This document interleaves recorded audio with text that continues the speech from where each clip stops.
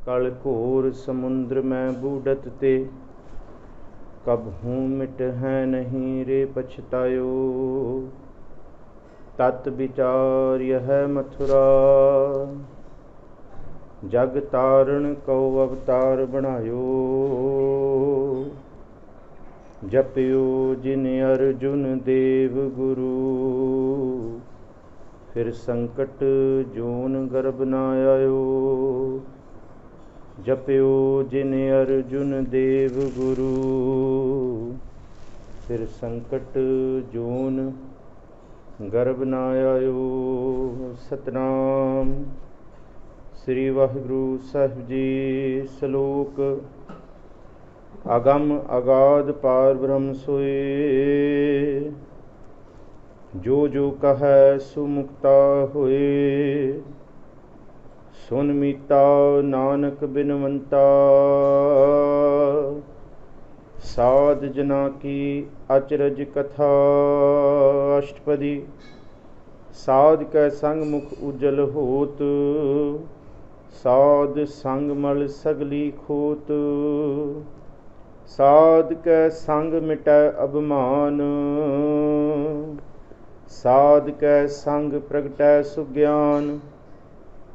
साध कै संग बुझै प्रभ निरा, साध संग सब होत निबेरा। साध कै संग पाए नाम रतन, साध कै संग एक ऊपर जतन। साध की महिमा बरनै कौन प्राणी, नानक साध की शोभा प्रभ माहे समानी। साध की महिमा बरनै कौन प्राणी, नानक साध की शोभा प्रभ माहे समानी। वाहिगुरु जी का खालसा, वाहिगुरु जी की फतेह।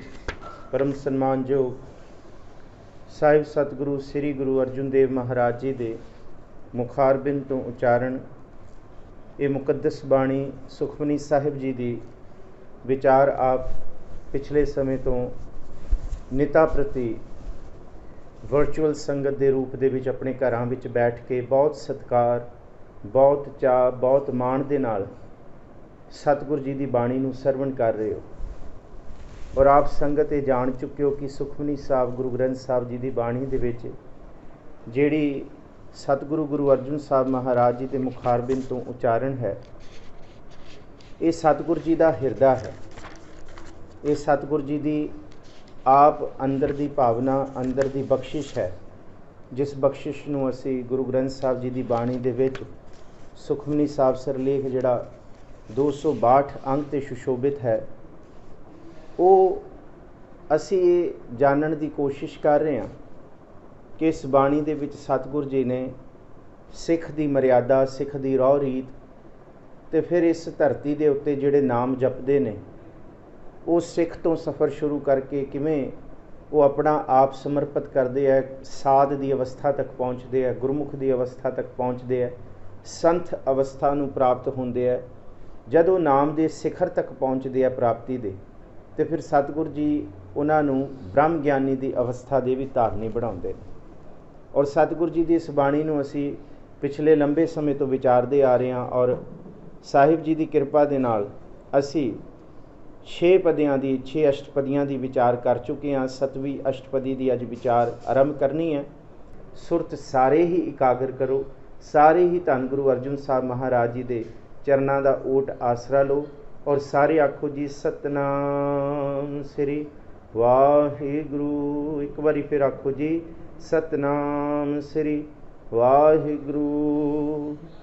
ਸਲੋਕ ਅਗਮ ਅਗਾਧ ਪਾਰ ਬ੍ਰਹਮ ਸੋਏ, ਜੋ ਜੋ ਕਹੈ ਸੋ ਮੁਕਤਾ ਹੋਏ। ਉਸ ਪ੍ਰਭੂ ਦਾ ਤੁਸੀਂ ਸਿਮਰਨ ਕਰ ਰਹੇ ਹੋ। ਗੁਰੂ ਅਰਜਨ ਸਾਹਿਬ ਜੀ ਕਹਿੰਦੇ ਜਿਹੜਾ ਅਗਮ ਹੈ, ਅਗਾਧ ਹੈ, ਜਿਹਦਾ ਅਗਾਧ ਬੋਧ ਨਹੀਂ ਪਾਇਆ ਜਾ ਸਕਦਾ। ਅਗਾਧ ਦਾ ਮਤਲਬ ਕਿ ਜਿਹੜੀ ਸੁਰਤ ਦੀਆਂ, ਜਿਹੜੀ ਸਾਡੀ ਗਿਆਨ ਇੰਦਰੀਆਂ ਨੇ, ਉਸ ਗਿਆਨ ਇੰਦਰੀ ਦੇ ਵਿੱਚ ਇਹ ਰੱਬ ਵਸਣ ਵਾਲਾ ਨਹੀਂ ਹੈ। ਉਸ ਪ੍ਰਭੂ ਦੀ ਜਿਹੜੀ ਇਕਾਈ ਹੈ, ਇਹ ਵਿਸ਼ਾਲਤਾ ਹੈ, ਇਹ ਉਹਦਾ ਵਿਸਮਾਦ ਹੈ। ਇਹ ਗਿਆਨ ਇੰਦਰੀਆਂ ਦੇ ਵਿੱਚ ਆਉਣ ਵਾਲਾ ਨਹੀਂ। ਅਗੰਮ ਹੈ, ਗਮਿਆ ਨਾ ਜਾ ਸਕੇ। ਅਗਾਧ ਹੈ, ਜਿਹਦਾ ਅਗਾਧ ਬੋਧ ਨਾ ਪਾਇਆ ਜਾ ਸਕੇ, ਗਾਇਆ ਨਾ ਜਾ ਸਕੇ, ਕਿੰਨਾ ਅਸੀਮ ਹੈ। ਉਹ ਪਾਰਬ੍ਰਹਮ ਸੋਏ। ਉਸੀ ਪਾਰਬ੍ਰਹਮ ਦੀ ਗੱਲ ਗੁਰੂ ਅਰਜਨ ਸਾਹਿਬ ਜੀ ਕਰਦੇ ਹੈ ਕਿ ਸਤਿਗੁਰ ਜੀ ਦੀ ਬਾਣੀ ਇਹ ਬਾਰੰਬਾਰ ਕਹਿੰਦੀ ਹੈ ਕਿ ਤੁਸੀਂ ਪ੍ਰਭੂ ਨੂੰ ਚੇਤੇ ਤੇ ਕਰਦੇ ਹੋ, ਪਰ ਚੇਤੇ ਕਰਦੇ ਕਰਦੇ ਕਦੀ ਇਹ ਨਾ ਮਾਣ ਕਰ ਲਿਓ ਕਿ ਉਸ ਪ੍ਰਭੂ ਦੇ ਬਾਰੇ ਅਸੀਂ ਜਾਣ ਚੁੱਕੇ ਹਾਂ। ਸਾਹਿਬ ਜੀ ਦਾ ਬਚਨ ਪੜ੍ਹਦੇ ਹਾਂ, ਸੁਣ ਵੱਡਾ ਆਖੈ ਸਭ ਕੋਏ, ਅਤੇ ਉੱਥੇ ਜ਼ਿਕਰ ਹੈ ਕੇਵਡ ਵੱਡਾ ਡੀਠਾ ਹੋਏ। ਕਿੰਨਾ ਕੁ ਵੱਡਾ ਹੈ? ਜੇ ਕਿਸੇ ਨੇ ਪੂਰਨ ਰੂਪ ਦੇ ਵਿੱਚ ਡਿਠਿਆ ਹੋਏ, ਵੇਖਿਆ ਹੋਏ, ਪਛਾਣਿਆ ਹੋਏ, ਤਾਈਓ ਕੋਈ ਦੱਸ ਸਕਦਾ ਹੈ ਨਾ। ਪੂਰਨ ਰੂਪ ਦੇ ਵਿੱਚ ਕਿਸੇ ਨੇ ਨਹੀਂ ਡਿਠਾ। ਇਸ ਕਰਕੇ ਗੁਰੂ ਅਰਜਨ ਸਾਹਿਬ ਕਹਿੰਦੇ ਅਗੰਮ ਅਗਾਧ ਪਾਰਬ੍ਰਹਮ ਸੋਏ, ਜੋ ਜੋ ਕਹੈ ਸੁਮੁਕਤਾ ਹੋਏ। ਸੱਸੇ ਨੂੰ ਔਂਕੜ ਨਹੀਂ ਹੈ, ਸੱਸੇ ਨੂੰ ਔਂਕੜ ਹੈ, ਸੱਸੇ ਨੂੰ ਹੋੜਾ ਨਹੀਂ ਹੈ, ਉਹਦੀ ਮਾਤਰਾ ਨਹੀਂ ਹੈ, ਉਹਦੀ ਮਾਤਰਾ ਹੈ। ਸੋ ਇੱਥੇ ਜੋ ਜੋ ਕਹੈ ਸੁਮੁਕਤਾ ਹੋਏ, ਸੱਸੇ ਨੂੰ ਔਂਕੜ ਹੈ ਜੀ। ਜੋ ਜੋ ਕਹੇਗਾ ਉਹ ਪ੍ਰਭੂ ਦੇ ਨਾਮ ਲੈ ਲੈ ਕੇ ਮੁਕਤ ਹੁੰਦਾ ਜਾਏਗਾ। ਪ੍ਰਭੂ ਦੇ ਨਾਮ ਦੀ ਐਸੀ ਤਾਕਤ ਹੈ, ਐਸੀ ਬਖਸ਼ਿਸ਼ ਹੈ, ਭਾਵੇਂ ਉਹ ਸੁਰਤੀ ਦੇ ਵਿੱਚ ਵਸ ਨਹੀਂ ਸਕਦਾ ਸਾਡੇ, ਭਾਵੇਂ ਉਹ ਅਸੀਂ ਗਾ ਨਹੀਂ ਸਕਦੇ, ਅਸੀਂ ਉਹਦਾ ਅੰਤ ਨਹੀਂ ਪਾ ਸਕਦੇ, ਕਿਉਂਕਿ ਉੱਚ ਅਪਾਰ ਬੇਅੰਤ ਸੁਆਮੀ ਕੌਣ ਜਾਣੈ ਗੁਣ ਤੇਰੇ। ਤੁਹਾਡੇ ਗੁਣਾਂ ਨੂੰ ਕੋਈ ਜਾਣ ਨਹੀਂ ਸਕਦਾ, ਪਰ ਇਹ ਪਤਾ ਹੈ ਗਾਵਤ ਉਧਰੇ ਸੁਣਤੇ ਉਧਰੇ ਬਿਨਸੇ ਪਾਪ ਘਨੇਰੇ। ਉਹਨੂੰ ਪ੍ਰਭੂ ਨੂੰ ਗਾਉਣ ਦੇ ਨਾਲ, ਉਹਦੀ ਸਿਫਤ ਸਲਾਹ ਗਾਉਣ ਦੇ ਨਾਲ ਅਸੀਂ ਉਧਰ ਜਾਵਾਂਗੇ। ਅਸੀਂ ਉਸ ਦੀ ਸਿਫਤ ਸਲਾਹ ਸੁਣਨ ਦੇ ਨਾਲ ਸਾਡਾ ਪਾਰ ਉਤਾਰਾ ਹੋ ਜਾਏਗਾ। ਅਤੇ ਇੱਥੋਂ ਤੱਕ ਨਹੀਂ, ਜਿੰਨੇ ਹੀ ਕਰੋੜਾਂ ਪਾਪ ਅਸੀਂ ਕੀਤੇ हैं, ਨਾ ਸਿਰਫ ਇਸ ਜਨਮ ਦੇ, ਕਈ ਜਨਮ ਦੇ, ਕੇਤੇ ਰੁੱਖ ਬਿਰਕ ਹਮ ਕੀਨੇ, ਕਿੰਨਾ ਕੁਛ ਅਸੀਂ ਬਣ ਕੇ ਆਏ ਹਾਂ। ਕਿਉਂਕਿ ਸਤਿਗੁਰੂ ਜੀ ਦਾ ਇਹ ਸ਼ਬਦ ਹੈ ਕਿ ਜੇਤਾ ਸਮੁੰਦ ਸਾਗਰ ਨੀਰ ਭਰਿਆ, ਤੇਤੇ ਅਵਗੁਣ ਹਮਾਰੇ, ਦਇਆ ਕਰੋ ਕਿਛ ਮੇਰ ਉਪਾਵੋ, ਡੁੱਬਦੇ ਪੱਥਰ ਤਾਰੇ। ਸਾਡਾ ਹਾਲ ਪੱਥਰਾਂ ਦੀ ਤਰ੍ਹਾਂ ਪਾਪੀ ਹੈਗੇ ਹਾਂ ਅਸੀਂ, ਕਿ ਅਸੀਂ ਕਿਸੇ ਰੁੱਖਾਂ ਦੀ ਜੂਨ 'ਚ ਆਏ ਹਾਂ। ਕਿਤੇ ਪੰਖ ਉਪਾਏ, ਕਦੀ ਅਸੀਂ ਪੰਛੀ ਬਣੇ ਹਾਂ ਕਈ ਜਨਮਾਂ ਦੇ ਵਿੱਚ। ਕਿਤੇ ਨਾਗ ਕੁਲੀ ਮੈਂ ਆਏ, ਕਈਆਂ ਜਨਮਾਂ 'ਚ ਅਸੀਂ ਸੱਪਾਂ ਦਾ ਸੁਭਾਅ ਲਈ ਫਿਰਦੇ ਹਾਂ। ਕਈਆਂ ਜਨਮਾਂ ਦੇ ਵਿੱਚ ਅਸੀਂ ਪਸ਼ੂ ਉਪਾਏ, ਪਸ਼ੂਆਂ ਦੀ ਜੂਨਾਂ ਭੋਗ ਕੇ ਆਏ ਹਾਂ। ਚਿਰੰਕਾਲ ਇਹ ਦੇ ਸਿੰਜਰੀਆ। ਅਤੇ ਸਾਹਿਬ ਜੀ ਕਹਿੰਦੇ ਤੇ ਕਈਆਂ ਜਨਮਾਂ ਦੇ ਵਿੱਚ ਅਸੀਂ ਕਈਆਂ ਦੇ ਬਾਪ ਬਣ ਕੇ ਆਏ ਹਾਂ, ਕਈਆਂ ਦੇ ਪੂਤ ਬਣ ਕੇ ਆਏ ਹਾਂ। ਕਈ ਰੂਪ ਦੇ ਵਿੱਚ ਮਨੁੱਖ ਅਸੀਂ ਇਹ ਜਾਮਾ ਧਾਰਿਆ, ਪਰ ਭਾਵੇਂ ਇਹ ਸਰੀਰ ਔਰਤ ਦਾ ਧਾਰਿਆ ਅਤੇ ਭਾਵੇਂ ਇਹ ਮਰਦ ਦਾ ਹੈ, ਉਹ ਤਾਂ ਸਿਰਫ ਇੱਕ ਬਾਰ ਦੀ ਇਕਾਈ ਹੈ। ਪਰ ਆਤਮ ਜਿਹੜੀ ਪਰ ਆਤਮ ਦਾ ਸਰੂਪ ਹੈ, ਉਹ ਸਤਿਗੁਰ ਜੀ ਤੋਂ ਵਿਛੜੀ ਪਈ ਹੈ ਕਈ ਜਨਮਾਂ ਦੀ। ਅਤੇ ਇਹ ਮਨ ਜਿਹੜਾ ਹੈ ਸਰੀਰ ਦੇ ਵਿੱਚ ਰਹਿੰਦਿਆਂ ਹੋਇਆਂ, ਜਿਹੜਾ ਖਿਆਲ ਦੀ ਪੁੜੀ ਹੈ, ਜਿਹੜਾ ਖਿਆਲ ਹੈ, ਅੰਤ ਵਿੱਚ ਖਿਆਲ ਹੀ ਰਹਿ ਜਾਂਦਾ ਹੈ ਜੀ। ਗੁਰੂ ਪਾਤਸ਼ਾਹ ਜੀ ਕਹਿੰਦੇ ਅੰਤ 'ਚ ਸਰੀਰ ਵੀ ਫਨਾ ਹੋ ਜਾਂਦਾ ਹੈ, ਸਵਾਸ ਵੀ ਫਨਾ ਹੋ ਜਾਂਦੇ, ਤਾਕਤ ਵੀ ਫਨਾ ਹੋ ਜਾਂਦੀ, ਬੰਦੇ ਦਾ ਕੀਤਾ ਕਰਾਇਆ ਸਭ ਫਨਾ ਹੋ ਜਾਂਦਾ। ਪਰ ਇੱਕ ਜਿਹੜਾ ਖਿਆਲ ਹੈ ਉਹ ਅੰਤ ਵੇਲੇ ਵੀ ਨਾਲ ਜਾਂਦਾ।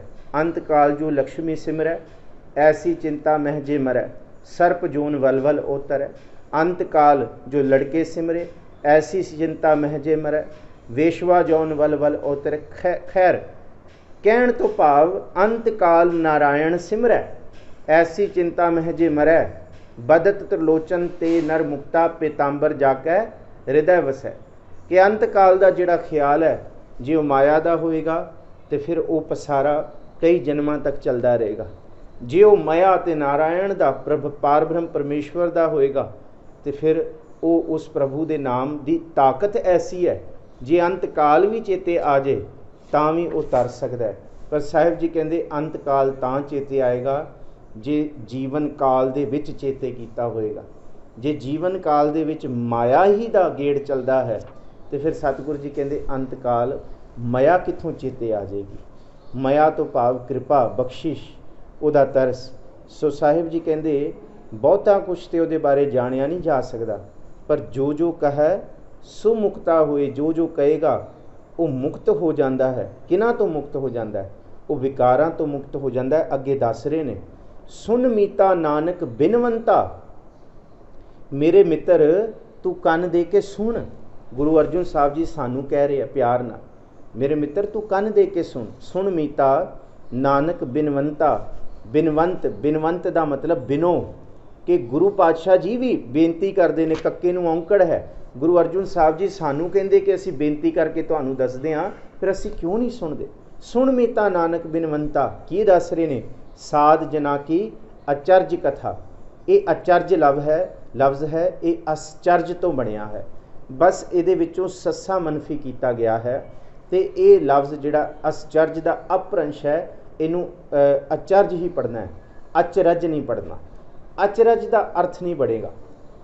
ये जिहड़ा लफ्ज़ आश्चर्य है, आश्चर्य दे विचों सस्सा कट दो तो अचरज बनता है, अचरज नहीं बनता। अचरज का उच्चारण गलत हो जाएगा, इनू अचरज पढ़ना है। हाँ जी, एक बारी सारे पिछे बोल सकते हो, अचरज।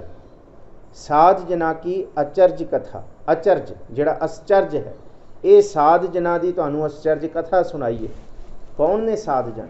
सतगुरु जी कहते तुसी जिहड़े इस बाणी नूं सुन रहे हो, जिहड़ी अपनी जुबान तो प्रभु का नाम चेते कर रहे हो, जिहड़े दिन राती आराध रहे हो, सारे अपने कारजां नूं करदे होए भी तां भी तुसी कारजां दे नाल प्रभु नूं चेते कर रहे हो। तो जिहड़ा चेते करदा है, धन गुरु अर्जुन साहब जी कहते वो साधिया जांदा है, उहदा मन साधिया जांदा है। कोई साध कोई बहुत खुला चोला पा के, कोई चिट कपड़िए का नहीं हो सकता, कोई खास किस्म का पहरावा साध का नहीं हो सकता। हर एक सिख, हर एक मनुख जिग्यासू जिन्हें अपने मन नूं साधिया, उन्होंने सतगुरु जी गुरु अर्जुन साहब जी कहते वो साध बन गया। जिन्हें अपने मन नूं साध लिया, आओ तुहानूं अचरज कथा सुनाइए।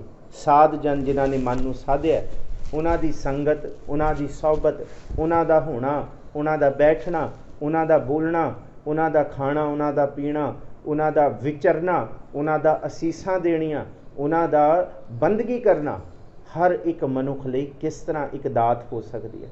सो साहिब जी अष्टपदी दे विच कहंदे जी, अष्टपदी साध कै संग मुख उजल होत, साध संग मल सगली खोत। साध जनां दी संगत दे विच, आप सतसंगी जनां दी संगत दे नाल मन भी पवित्र हुंदा है, मन की मलीनता भी दूर होंदी है। हौली हौली मन दे विच विकार घटते जाते हैं तो प्रभु का नाम वसना शुरू होंदा है। ज्यों ज्यों प्रभु का नाम ये मन लैना शुरू करता है तो सतगुरु जी कहते रंग लागत लागत लागत है, फिर अंदर नाम का रंग लगना शुरू हो जाता है। सतगुरु श्री गुरु ग्रंथ साहब जी का ये उपदेश है।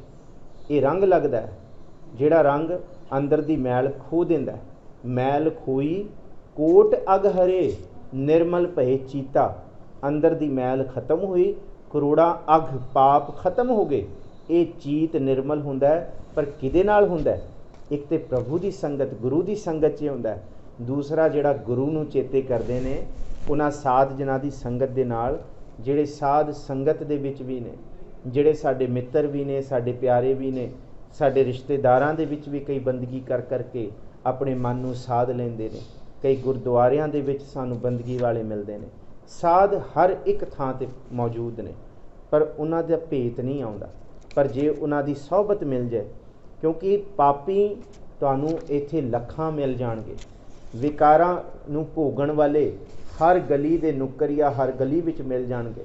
हर घर छड्ड के कोई ना कोई तुहानूं विकार भोगण वास्ते मजबूर करन वाला या ख्याल देण वाला मिल जाएगा।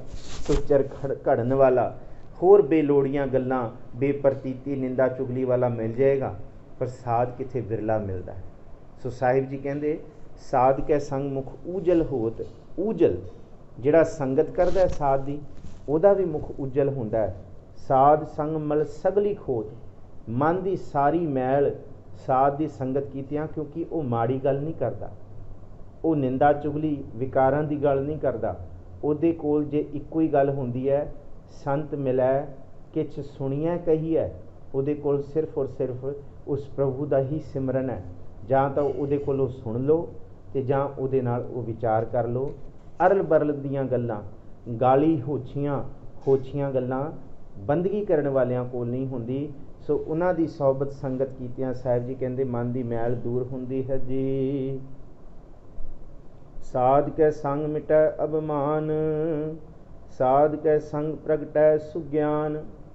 साधु दे संग दे नाल, बंदगी करन वालियां दे संग दे नाल अंदर दा अभिमान हौली हौली खत्म होंदा है। क्योंकि जैसा सेवै तैसो होवै, जैसी संगत दे विच जो रहिंदा है उस तरह दा हुंदा है। क्योंकि जिहड़ा बंदगी करन वाला ਉਹਦੇ अंदर अभिमान नहीं ਹੁੰਦਾ। ਉਹਦਾ ਜੀਵਨ ਦੇਖਦੇ ਦੇਖਦੇ ਸਾਡਾ ਜੀਵਨ ਵੀ ਪ੍ਰਵਿਰਤ ਹੋਣਾ ਸ਼ੁਰੂ ਹੋ ਜਾਂਦਾ ਹੈ।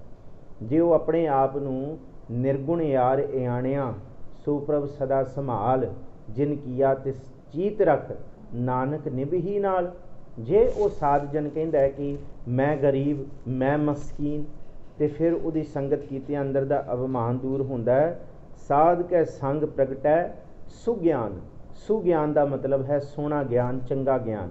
ਗਿਆਨ ਕਈ ਤਰ੍ਹਾਂ ਦਾ ਹੁੰਦਾ ਹੈ। ਗਿਆਨ ਮਾੜਾ ਵੀ ਹੁੰਦਾ, ਮਾੜੇ ਪਾਸੇ ਤੋਰਨ ਵਾਲਾ ਵੀ ਗਿਆਨ ਹੁੰਦਾ। ਚੋਰੀ ਕਰਨ ਦੀਆਂ ਸੂਝ-ਬੂਝ ਦੇ ਦੇਣੀਆਂ, ਡਾਕਾ ਪਾਉਣ ਦੀਆਂ, ਇਹ ਵੀ ਗਿਆਨ ਹੈ, ਪਰ ਇਹ ਮਾੜਾ ਹੈ।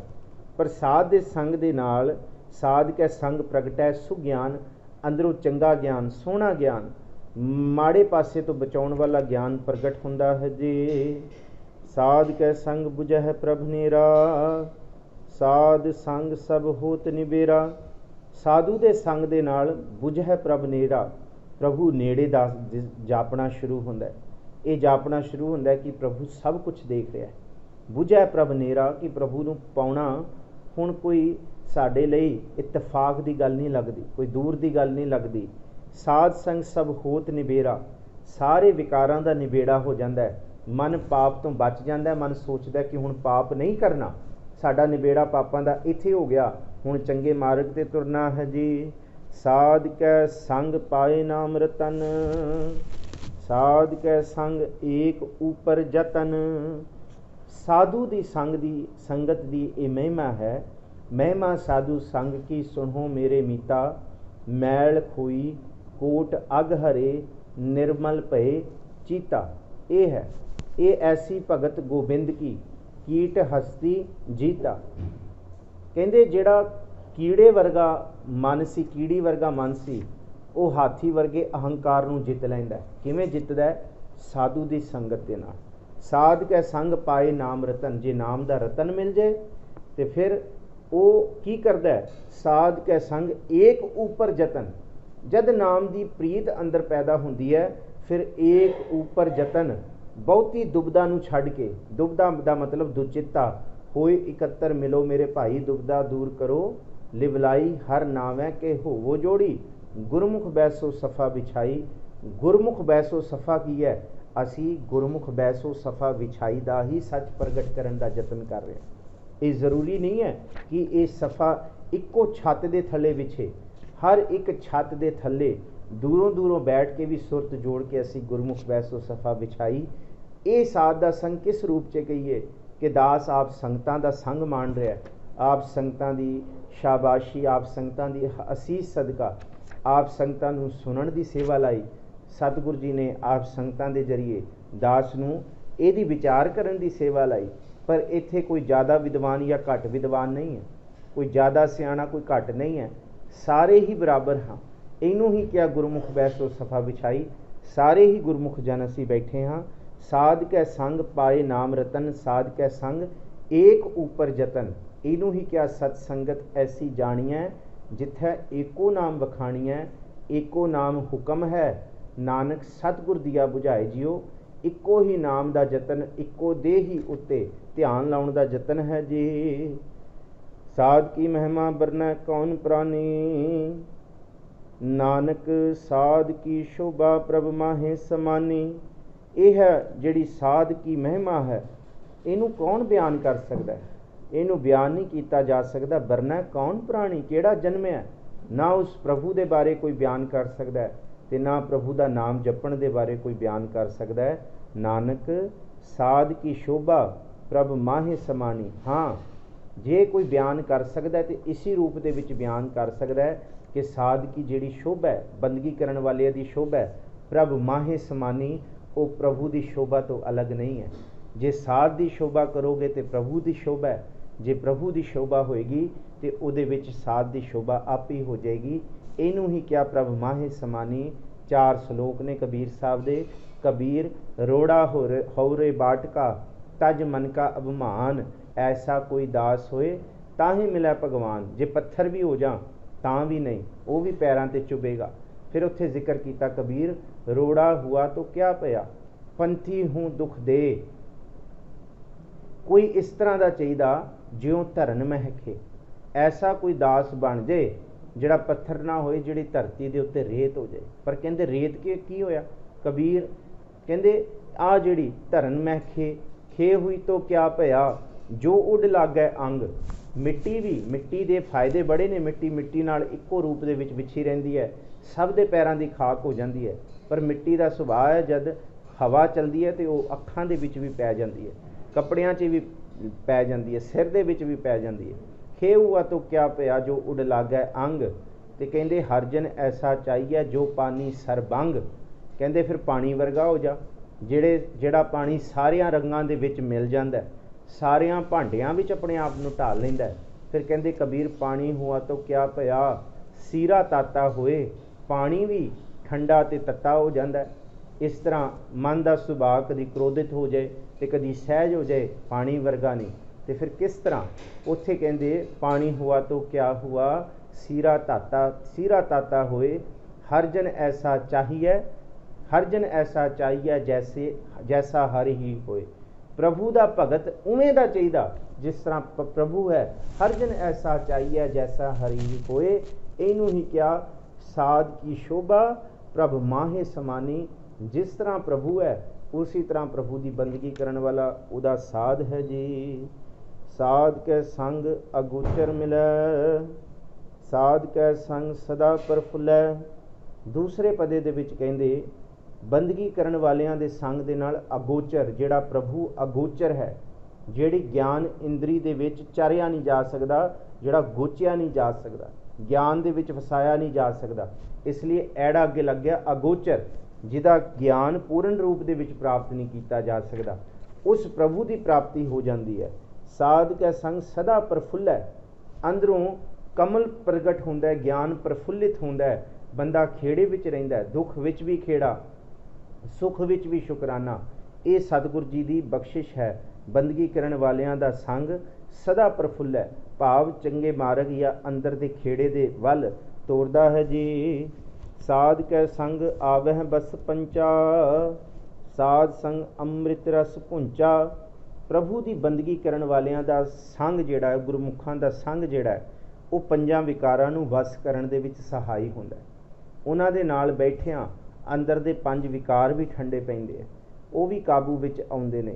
साध संग अमृत रस पुंचा, जिहड़ा साधु दा संग है वो इस रूप दे विच, क्योंकि उहदी जुबान अमृत बाणी दे नाल सरशार हुंदी है, ते जद उहदा संग कीता जाए, उहदी सोहबत नूं माणिया जाए, ते मल्लो मल्ली ही सहज सुभाई जिहड़ा गुरमुखां दी संगत विच रहिंदा है, वो भी अमृत नाम दी बाणी दा रस चूसदा है, रस नूं इकट्ठा करदा है। रस नूं जिस तरह एक भौरा कमल दे फुੱਲ दे उत्ते आके चूसदा है ना, वो आनंद माणदा है खुशबू दा। इस तरह जिहड़ा साध दा संग हुंदा है, एक मनमुख भी उहदी संगत दे विच आके अमृत बाणी दे रस दा पुंचा भाव भोजन छक सकदा है जी। साध संग होए सब की रेन, साध कै संग मनोहर बैन। साध दा जिहड़ा संग है होए सब की रेन, क्योंकि साध जिहड़ा बंदगी करन वाला है वो तो पहला ही गिरिया हुंदा, वो तो पहला ही झुकिया हुंदा, वो तो पहला ही हार कबूल किया हुंदा प्रभु दे अगे। उहनूं तुसीं की हराओगे। साध दे संग दे विच भाव कि जिहड़ा गुरमुख जन है उहनूं तुसीं की नीच फील कराओगे, उहनूं की माड़ा बोलोगे। वो तो यही कहेगा कि प्रभु जी कि हम अवगुण भरे एक गुण ना है, अमृत छाड़ बिखै बिख खाई। जिहड़ा साध दा संग है ना, क्योंकि साधु जिहड़ा है गुरमुख है वो पहला ही रेणुका होया होया, सारियां दी धूड़ बनिया होया, उहनूं होर नीवां की करोगे। इस करके जिहड़ा साधु दा संग करदे ने होए सब की रेन, उन्हां दे अंदर भी झुकण दा सुभाव आ जांदा है, उन्हां दे अंदर भी बंदगी दा या फिर बंदगी दे थां इबादत गाह दे विच जा के झुकण दा, निमरता दा, बंदगी करन वालियां दे अंदरों ये वड्डी सोहबत मिलदी है कि जिहड़ा बंदगी करन वालियां दी सोहबत माणदा है वो भी निमरता दे नाल सरशार हुंदा है। साध कै संग मनोहर बैन, मनोहर कहंदे है मिठे, बैन कहंदे है बचन, मनोहर कहंदे है मन नूं मोह लैण वाले।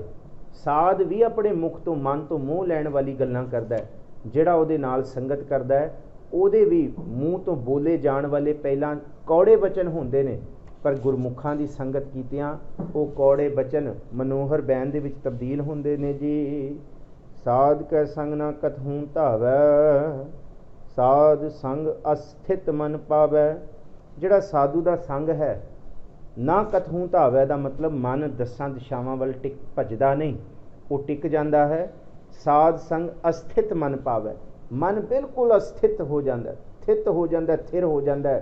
ਥਿਰ ਕਰ ਬੈਸੋ ਹਰਜਨ ਪਿਆਰੇ, ਸਤਿਗੁਰ ਤੁਮਰੇ ਕਾਜ ਸਵਾਰੇ। ਗੁਰਮੁਖਾਂ ਦੀ ਸੰਗਤ ਦਾ ਇਹ ਵੱਡਾ ਫਾਇਦਾ, ਇਹ ਵੱਡੀ ਬਖਸ਼ਿਸ਼ ਹੈ ਜੀ। ਮਨ ਕਾਬੂ ਵਿੱਚ ਆਉਂਦਾ ਹੈ ਜੀ। ਸਾਧ ਕੈ ਸੰਗ ਮਾਇਆ ਤੇ ਭਿੰਨ, ਸਾਧ ਸੰਗ ਨਾਨਕ ਪ੍ਰਭ ਸੁਪ੍ਰਸੰਨ। ਜਿਹੜਾ ਸਾਧੂ ਦਾ ਸੰਗ ਹੈ, ਗੁਰਮੁਖਾਂ ਦੀ ਸੰਗਤ ਹੈ, ਬੰਦਗੀ ਕਰਨ ਵਾਲਿਆਂ ਦੀ ਸੋਹਬਤ ਹੈ, ਮਾਇਆ ਤੇ ਭਿੰਨ। ਉਹ ਹੌਲੀ ਹੌਲੀ ਜਿਹੜਾ ਮਾਇਆ ਦਾ ਸਾਡੇ ਤੇ ਪ੍ਰਕੋਪ ਹੁੰਦਾ ਹੈ, ਮਾਇਆ ਕਈ ਰੂਪ ਦੇ ਵਿੱਚ ਚਿੰਬੜੀ ਹੈ। ਸਰੀਰ ਵੀ ਮਾਇਆ ਹੈ, ਇਹ ਸਰੀਰ ਸਭ ਮੂਲ ਹੈ ਮਾਇਆ। ਦੂਜਾ ਭਾਏ ਭਰਮ ਭੁਲਾਇਆ। ਕਈਆਂ ਨੂੰ ਕਿਸੇ ਰੂਪ ਦੇ ਵਿੱਚ ਮਾਇਆ ਚਿੰਬੜਦੀ ਹੈ, ਕਈਆਂ ਨੂੰ ਕਿਸੇ ਰੂਪ ਦੇ ਵਿੱਚ। ਸਤਿਗੁਰੂ ਜੀ ਕਹਿੰਦੇ ਆ ਗੁਰਮੁਖਾਂ ਦੀ ਸੰਗਤ ਕੀਤਿਆਂ ਮਾਇਆ ਤੇ ਭਿੰਨ, ਹੌਲੀ ਹੌਲੀ ਮਾਇਆ ਦੀ ਅਵਸਥਾ ਤੋਂ ਉਹ ਸਿੱਖ ਨਿਰਲੇਪ ਹੋਣਾ ਸ਼ੁਰੂ ਹੋ ਜਾਂਦਾ ਹੈ। ਇਸ ਮਾਇਆ ਚਿੱਕੜ ਤੋਂ ਉਹ ਸਿੱਖ ਕਮਲ ਦੇ ਫੁੱਲ ਦੀ ਤਰ੍ਹਾਂ ਨਿਰਲੇਪ ਹੁੰਦਾ ਹੈ। ਜੈਸੇ ਜਲ ਮਹਿ ਕਮਲ ਨਿਰਾਲਮ, ਮੁਰਗਾਈ ਨੈ ਸਾਣੇ। ਸ਼ਬਦ ਸੁਰਤ ਭਵ ਸਾਗਰ ਤਰੀਐ, ਨਾਨਕ ਨਾਮ ਵਖਾਣੈ। ਸ਼ਬਦ ਦੇ ਵਿੱਚ ਸੁਰਤ ਜੋੜ ਕੇ ਉਹ ਮਾਇਆ ਤੋਂ ਭਿੰਨ ਹੁੰਦਾ ਹੈ। ਸਾਧ ਸੰਗ ਨਾਨਕ ਪ੍ਰਭ ਸੁਪ੍ਰਸੰਨ।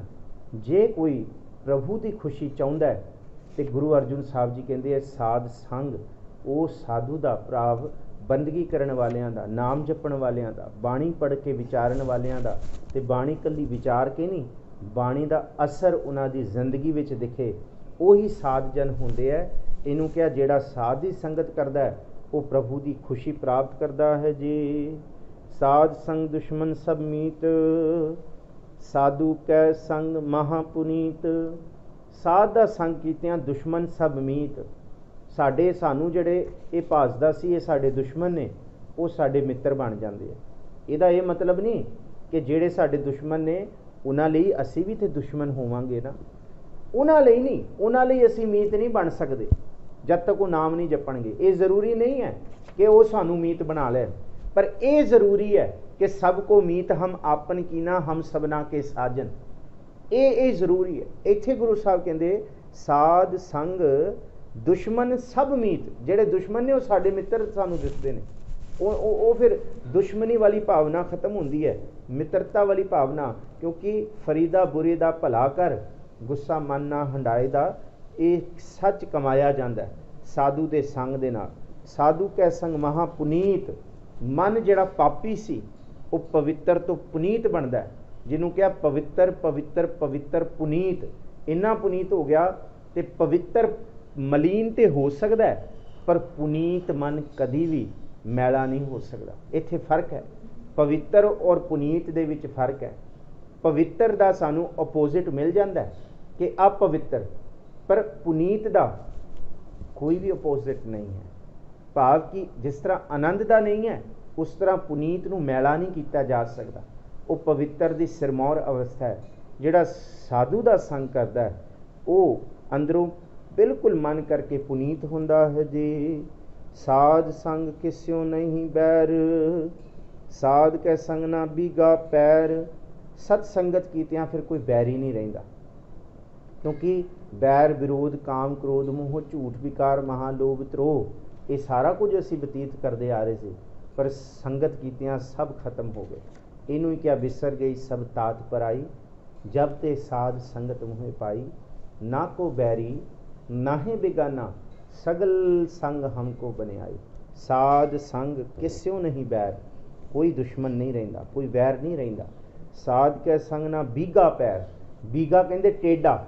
ਕਹਿੰਦੇ ਸਾਧੂ ਦੇ ਸੰਗ ਕੀਤਿਆਂ ਟੇਢੇ ਮਾਰਗ ਤੇ ਬੰਦਾ ਨਹੀਂ ਤੁਰਦਾ, ਫਿਰ ਮਾੜੇ ਪਾਸੇ ਨਹੀਂ ਜਾਂਦਾ ਜੀ।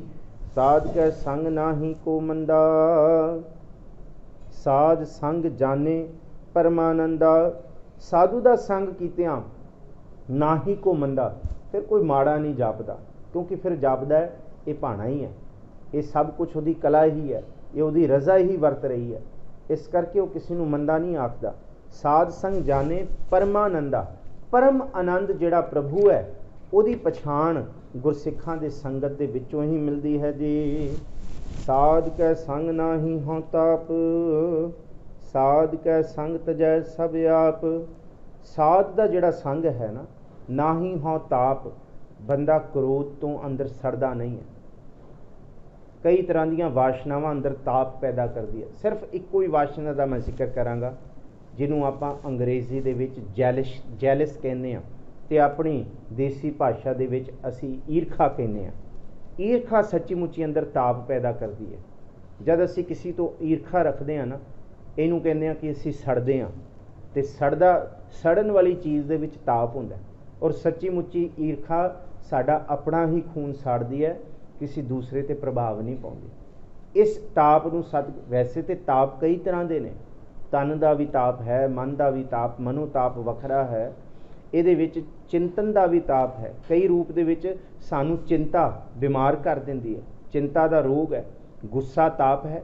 ਜਦ ਗੁੱਸਾ ਕੀਤਾ ਜਾਂਦਾ ਹੈ ਸਾਨੂੰ ਪਸੀਨਾ ਚੜ੍ਹ ਜਾਂਦਾ, ਉੱਚਾ ਬੋਲਿਆ ਜਾਂਦਾ ਪਸੀਨਾ। ਇਸ ਰੂਪ ਦੇ ਵਿੱਚ ਝੂਠ ਵੀ ਤਾਪ ਹੈ। ਕਈ ਵਾਰੀ ਝੂਠ ਬੋਲਿਆ ਸਾਡੇ ਹੱਥ ਵੀ ਕੰਬਦੇ ਨੇ, ਅਸੀਂ ਨਰਵਸ ਹੋ ਜਾਂਦੇ ਆ। ਤਾਪ ਦਾ ਕੋਈ ਅੰਤ ਨਹੀਂ ਹੈ ਕਈ ਰੂਪ ਦੇ ਵਿੱਚ ਜਿਹੜੀ, ਪਰ ਇਹ ਜਿਹੜਾ ਤਾਪ ਹੈ ਇਹ ਸਾਰਾ ਨੈਗੇਟਿਵਿਟੀ ਵਿਕਾਰਾਂ ਵਿੱਚੋਂ, ਭਾਵੇਂ ਉਹ ਝੂਠ ਹੈ, ਤਾਤ ਪਰਾਈ ਹੈ, ਭਾਵੇਂ ਈਰਖਾ ਹੈ, ਚੁਗਲੀ ਵੀ ਤਾਪ ਹੈ। ਨਿੰਦਾ ਅਸੀਂ ਕਰ ਰਹੇ ਹਾਂ, ਬੜੇ ਠੰਡੇ ਹੁੰਦੇ ਆ ਕਰਦੇ ਕਰਦੇ, ਪਰ ਕਰਦੇ ਕਰਦੇ ਜਿਉਂ-ਜਿਉਂ ਭਖਦੀ ਜਾਂਦੀ ਹੈ ਨਿੰਦਾ, ਅਸੀਂ ਤੱਪੇ ਜਾਂਦੇ ਹਾਂ। ਅਤੇ ਜੇ ਨਿੰਦਕ ਨੂੰ ਪਤਾ ਲੱਗ ਜਾਏ ਤਾਂ ਅਸੀਂ ਫਿਰ ਹੋਰ ਤੱਪ ਜਾਂਦੇ ਹਾਂ। ਇਸ ਕਰਕੇ ਇਹ ਤਾਪ ਨੇ, ਇਹਦੇ ਉੱਤੇ ਬੜਾ ਵੱਡਾ ਇੱਕ ਵਿਸ਼ਾ ਖੋਲ੍ਹਿਆ ਜਾ ਸਕਦਾ। ਖੈਰ, ਪਰ ਗੁਰੂ ਅਰਜਨ ਸਾਹਿਬ ਜੀ ਕਹਿੰਦੇ ਆ ਜਿਹੜਾ ਸੰਗਤ ਦੇ ਵਿੱਚ ਆਉਂਦਾ ਹੈ ਨਾ ਹੀ ਹਉ ਤਾਪ, ਇੱਥੇ ਸਪਸ਼ਟ ਕਰ ਦਿੱਤਾ ਹਉਮੈ ਦਾ ਜਿਹੜਾ ਤਾਪ ਹੈ ਨਾ, ਹਉਮੈ ਵਾਲਾ ਤਾਪ ਜਿਹੜਾ, ਹਉਮੈ ਵੀ ਬੜਾ ਵੱਡਾ ਤਾਪ ਹੈ, ਮੈਂ ਵੀ ਹੁੰਦਾ, ਇਹ ਵਾਲਾ ਤਾਪ ਖਤਮ ਹੁੰਦਾ ਹੈ ਜੀ। ਸਾਧ ਕੈ ਸੰਗ ਤਜੈ ਸਭ ਆਪ, ਮੈਂ ਵਾਲੀ ਭਾਵਨਾ ਸਾਧੂ ਦੇ ਸੰਗ ਦੇ ਵਿੱਚ ਤਜੀ ਜਾਂਦੀ ਹੈ ਜੀ। ਆਪੇ ਜਾਣੈ ਸਾਧ ਵਡਾਈ, ਨਾਨਕ ਸਾਧ ਪ੍ਰਭੂ ਬਨ ਆਈ। ਆਪੇ ਜਾਣੈ ਸਾਧ ਵਡਾਈ, ਪ੍ਰਭੂ ਆਪ ਹੀ ਜਾਣ ਸਕਦਾ ਹੈ ਕਿ ਬੰਦਗੀ ਕਰਨ ਵਾਲਿਆਂ ਦੀ ਵਡਿਆਈ ਕੀ ਹੈ। ਕੋਈ ਬਿਆਨ ਨਹੀਂ ਕਰ ਸਕਦਾ। ਇਹਨੂੰ ਕਿਹਾ ਆਪੇ ਜਾਣੈ ਸਾਧ ਵਡਾਈ, ਉਹ ਪ੍ਰਭੂ ਜਾਣਦਾ ਹੈ। ਕੌਣ ਬਿਆਨ ਕਰ ਸਕਦਾ ਹੈ? ਨਾਨਕ ਸਾਧ ਪ੍ਰਭੂ ਬਨ ਆਈ। ਬਸ ਇਹ ਸਮਝੀਏ, ਬੰਦਗੀ ਕਰਨ ਵਾਲਾ ਹਰ ਜਨ ਐਸਾ ਚਾਹੀਏ ਜੈਸਾ ਹਰੀ ਹੋਏ, ਉਹ ਪ੍ਰਭੂ ਦੀ ਅਵਸਥਾ ਦੇ ਸਿਖਰ ਤੱਕ ਪਹੁੰਚ ਸਕਦਾ ਹੈ। ਅੱਜ 3 ਪਦਿਆਂ ਦੀ ਹੀ ਮੈਂ ਵਿਚਾਰ ਕਰਕੇ ਆਪ ਸੰਗਤਾਂ ਤੋਂ ਖਿਮਾ ਦਾ ਜਾਚਕ ਹੁੰਦਾ, ਕਿਉਂਕਿ ਧੰਨ ਗੁਰੂ ਹਰਗੋਬਿੰਦ ਸਾਹਿਬ ਮਹਾਰਾਜ ਜੀ ਦੇ ਅੱਜ ਗੁਰਤਾ ਗੱਦੀ ਦਿਵਸ ਦੇ ਬਾਬਤ ਵੀ ਸਿਰਫ 2-4 ਮਿੰਟ ਆਪ ਸੰਗਤਾਂ ਦੇ ਮੈਂ ਲੈਣਾ ਚਾਹੁੰਦਾ। ਧੰਨ ਗੁਰੂ ਹਰਗੋਬਿੰਦ ਸਾਹਿਬ ਮਹਾਰਾਜ ਜੀ ਭਾਰੀ ਗੁਰਸੂਰਮੇ ਨੇ। ਜਿੱਥੇ ਜ਼ਿਕਰ ਹੈ 5 ਪਿਆਲੇ, ਕਿਹੜੇ 5 ਪਿਆਲੇ ਸਨ? ਸਤ, ਸੰਤੋਖ, ਦਇਆ, ਧਰਮ ਅਤੇ ਗਿਆਨ।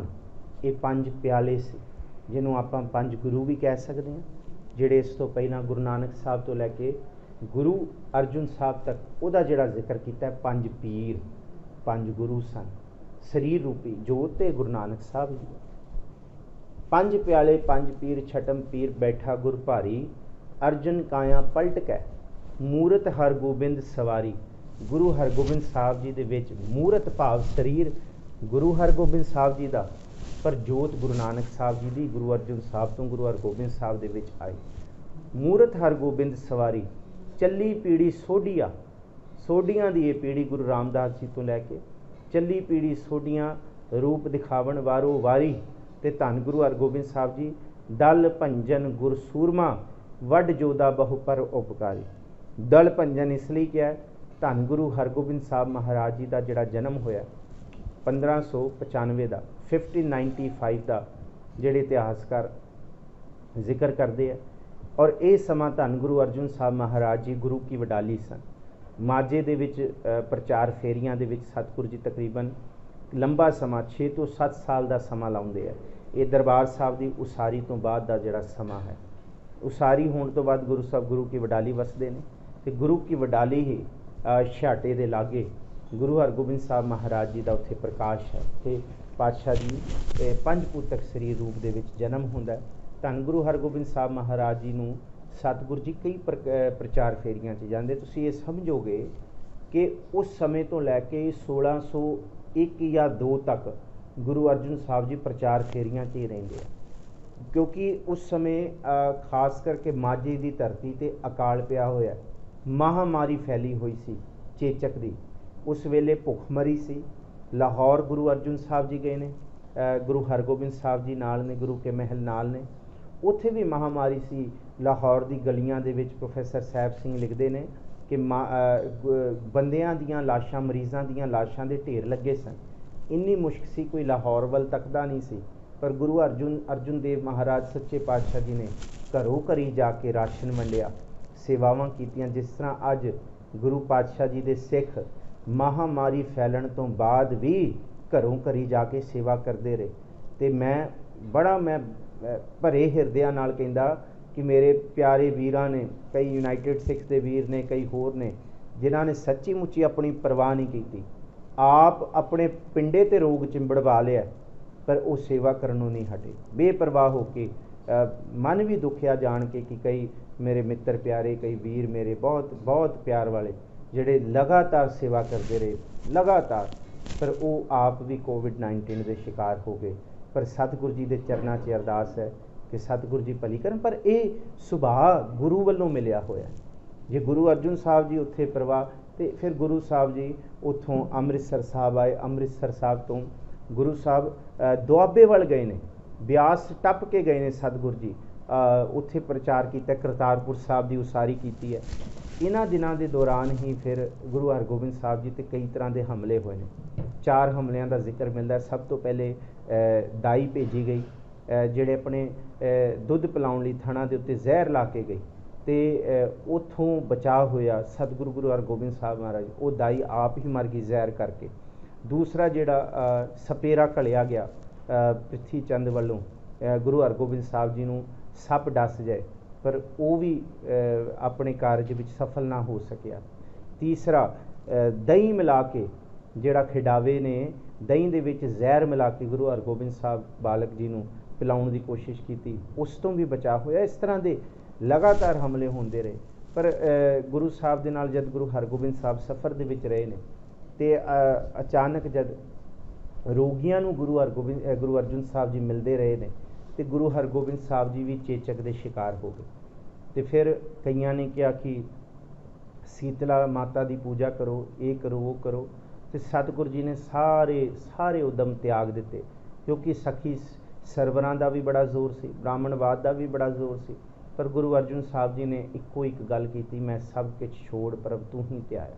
बहुत सारे बेअंत शब्द ने गुरु अर्जुन साहब महाराज जी के मुखारबिंद तो। जब गुरु हरगोबिंद साहब जी के जन्म का भी शब्द है कि उदरे माए आए किया निवास, माता के मन बहुत विगास, जमिया पूत भगत गोबिंद का। आ वाला जिहड़ा शब्द, ये भी गुरबाणी दे विच गुरु हरगोबिंद साहब के जन्म नूं लैके। फिर गुरु हरगोबिंद साहब जी का शीतला तो ठीक होना, रोग तो नरोआ हो जाना, उहदे भी शब्द गुरु अर्जुन साहब जी ने। खैर समय ना इजाजत नहीं, असीं उस पासे ना जाइए। धन गुरु हरगोबिंद साहब महाराज जी जद 11 साल के होए ने, तो गुरु अर्जुन साहब जी 1606 दे विच मई महीने की ही आखिरी हफ्ते दे विच जहांगीर ने चंदू ते बीरबल, जां इस तरह कहिए कि जिहड़े 4 खास करके साडे पंजाब दे शायर आए सी, अपनी लिखतां नूं गुरु ग्रंथ साहब जी की बाणी विच पाउण वास्ते। कईयां दा जिक्र है जिहदे विच जिहड़े उन्होंने अपनी क्या कि साडी बाणी जे तुसीं गुरु अर्जुन साहब जी जिहड़े भगत मर चुके ने उहदी पा रहे हो, ते असीं ते जिउंदे जी हां, साडी भी पाओ, जिहदे विच शाह हुसैन वर्गे ने कई आए सतगुरु जी की हाज़री दे विच। पर सतगुरु जी ने उन्हां तो सुनिया, कोई कहंदा सी कि ऐसा नालों चंगे जिउंदियां मूँ गए, चिक्कड़ पैर अलूणे गोडे थीए। तो गुरु साहब ने कहा यह निराशता है तुहाडी बाणी दे विच। कोई कहंदा जी कि कागज संधि पूतरी तौ ना त्रिया निहार। तो गुरु अर्जुन साहब जी कहते तुसीं औरत नूं माड़ा कहंदे हो कि औरत की एक तस्वीर कागज़ ते भी बनाई जाए तो वह भी वेखनी पाप है। पर गुरु नानक साहब के घर दे विच ते सो क्यों मंदा आखिए जित जम्मै राजान है। सो इस तरह की शाह हुसैन ने जद क्या चुप वेड़िया बोलन दी तू जाए ना अड़िया। सो ये सारे गुरु अर्जुन साहब जी ने कहा कि ये बाणी गुरु नानक साहब की कसवट्टी ते खरी नहीं उतरती। उन्होंने भी शिकायतां सी, उन्होंने भी अंदर की ईर्खा सी, चंदू की ईर्खा सी। गुरु अर्जुन साहब जी की शहादत हुई, शहादत तो पहले ही धन गुरु अर्जुन साहब महाराज जी दरबार साहब हरमंदर साहब की धरती के विच प्रोफैसर साहब सिंह लिखते होर साढ़े कोल इतिहास जिहड़ा मिलता है, गुरु हरगोबिंद साहब जी नूं गुरता गद्दी दे के गए, पर उस गुरता गद्दी दे लई गुरु हरगोबिंद साहब महाराज जी ने फिर तिलक नहीं लगवाया, क्योंकि कई इतिहासकारों का यह भी जिक्र है कि गुरु हरगोबिंद साहब जी ने जिहड़ी समगरी है वह लाहौर की धरती तो भेजी, तो बाबा बुड्ढा जी ने फिर तिलक दिता, तो गुरु हरगोबिंद साहब जी ने ना सैली माला लई ना होर चीज़ां। गुरु हरगोबिंद साहब ने कहा कि मैनू तलवारां दो पनाइयां जान, मीरी ते पीरी ते नत्था ते अब्दुल्ला जिन्हां ने वारां गाइयां, दो तलवारां बजियां, एक मीरी दी, एक पीरी दी, एक असमत दी, एक राज दी, एक राखी करे फकीर दी, भगतेरी की जहांगीर दी, कई ये वारां गाइयां गईयां। गुरु हरगोबिंद साहब महाराज जी ने कहा कि ये राज ते जोग दोनों दी तलवारां ने, जिहदे बाद बाबत बाणी च जिक्र है कि पृथ्वी नानक चंद जगत भयो अनंत तारन मनुख जन कियो प्रगास, गुरु अंगत भयो निदान अकथ कथा ज्ञान, पंच भूत वस कीने जमत ना त्रास, गुर अमर गुरु श्री सत कलजुग राखी पत अगन देखत गत, चरण कमल जास सब विद मान्यो मन तबह भयो प्रसन्न, राज जोग तखत दियन गुर रामदास। राज ते जोग दी तलवार पाई ते धन गुरु हरगोबिंद साहब जी ने अकाल तख्त बनाया, अकाल गूंगा बनाया। उथे जिक्र है नह राज को हाथ लगायो, बूढ़ा और गुरदास बनायो, किसी राज किसी मिस्त्री किसी मजदूर नूं गुरु हरगोबिंद साहब ने हाथ नहीं लाण दिता। आप ते बाबा बुड्ढा ते भाई गुरदास जी तो ये अकाल गूंगा अकाल तख्त साहब जी की उसारी कराई।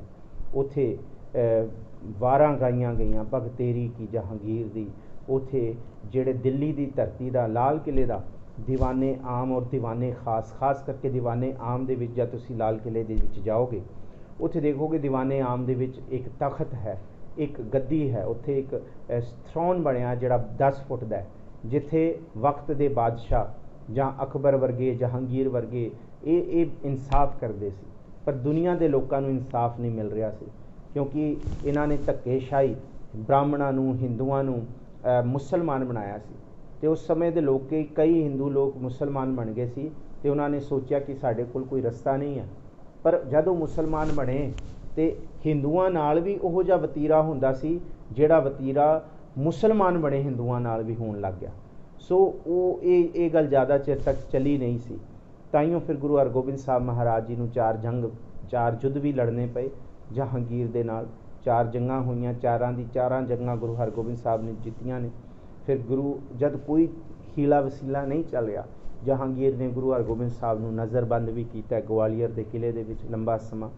52 राजियां नूं गुरु साहब जी रहाई करा के ही कुछ विचार करिए, बहुत लंबी विचार, कई घंटियां दी विचार है। गुरु हरगोबिंद साहब जी जिक्र कर देना कि बड़ जोधा बहु पर उपकारी, ये है चली पीढ़ी सोढ़ियां रूप दिखावन वारो वारी दल भंजन गुर सूरमा बड़ जोधा बहु परोपकारी। फिर परोपकारी भी बहुत ने, बड़ा परोपकार करते हैं।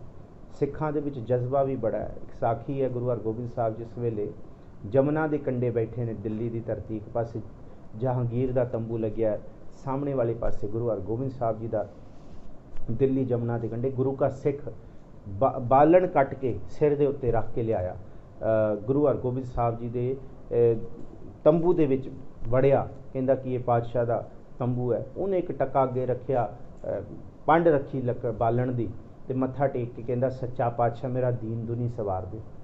वो भुलेखे नाल जहांगीर के तंबू च वड़ गया तो खड़ा हो गया, कहंदे इस धरती का पातशाह तो मैं हाँ, पर तेरा दीन दुनी नहीं सवार सकता मैं।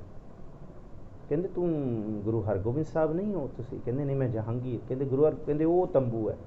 उस सिख ने की कीता, पंड जिहड़ी पंड सी उहदे कोल जिहड़ी उन्हें जहांगीर दे अगे रखती सी कखां दी बालन दी, वो सिर ते चक्की ते टका चकन लगा जेब च पाउण लई कि तेरे लिए नहीं सच्चे पातशाह लई।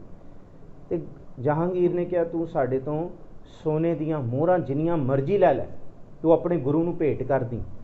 पर राजा दे जहांगीर कहंदा कि बादशाह दे दरबार दा असूल है कि जेड़ी भेंट बादशाह अगे रख दिती जाए वो फिर चक्की नहीं जा सकती। वो जो भी होए ये असूल है बादशाह का, तू हुण चख नहीं सकदा, तू भेंट करता है।